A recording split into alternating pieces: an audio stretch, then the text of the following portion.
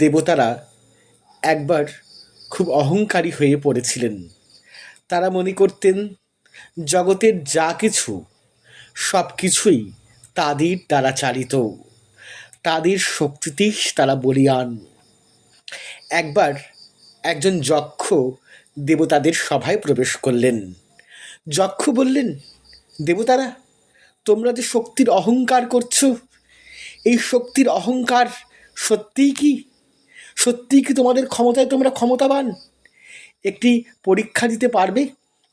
যক্ষ তাদেরকে একটি তৃণখণ্ড দিল।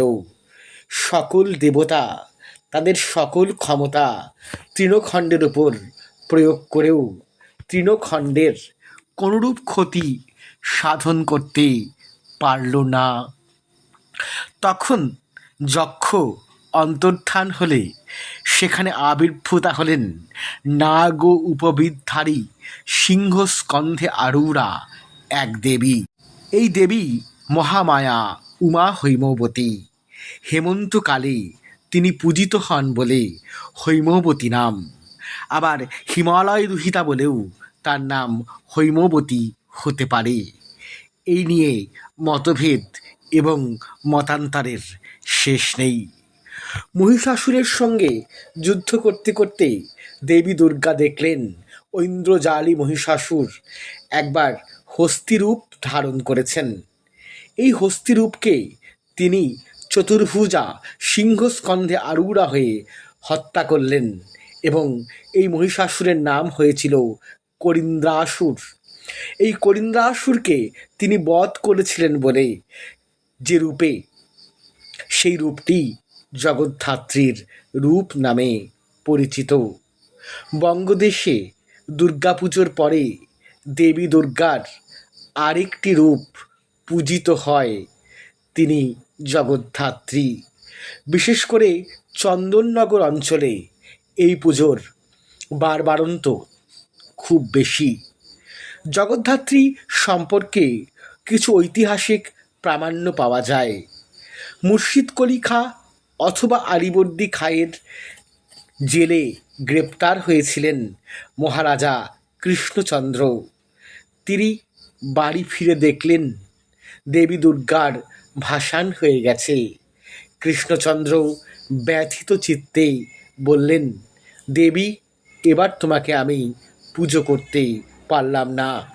তখন মহাদেবী মহারাজকে স্বপ্নাদেশ দিলেন। স্বপ্নাদেশে বললেন, এই চতুর্ভুজা সিংহস্কন্ধারূঢ়া নাগ উপবিদধারী আমার যে রূপ, সেই রূপকেই তোমরা পুজো করবে এবং নবমী তিথি শুক্লা নবমী, কার্তিক মাস, এই তিথিতে আমার পুজো হবে।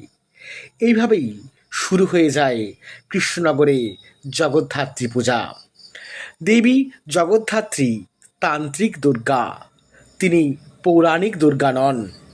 ষষ্ঠী থেকে নবমী পর্যন্ত জগদ্ধাত্রীর পুজো করা যেতে পারে, আবার কেবল নবমীর দিন জগদ্ধাত্রীর পুজো করা যেতে পারে।